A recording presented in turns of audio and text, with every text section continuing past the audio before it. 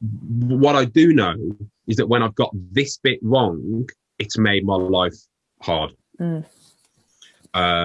Because you then, I think, David Todd talks about imposter syndrome beautifully and far better than I ever can and will.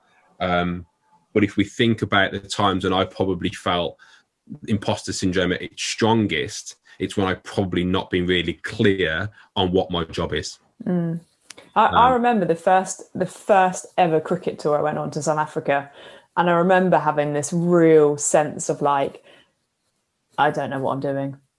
And this real sense of, again, I'd gone from like a winter of indoor nets and finding my way through the role and working out and then feeling quite comfortable in that setting, to suddenly being out in South Africa in a match series and thinking, I don't know what I'm doing. And literally almost that realization of, God, it would have been so useful if I'd had the conversation before I came out around what my role is in relation to being on tour and what the expectation is for this trip and what we want to get out of it. And I hadn't done any of that. It was really, really good learning for me. And that sense of imposter syndrome kicked in massively on that trip.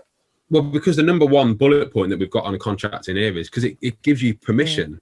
Like, am I allowed to step into that dressing room and ask challenging questions of the players, for example, just before the game starts? Is that what culturally is expected? But is that what the coach would like you to do in that role? Yeah.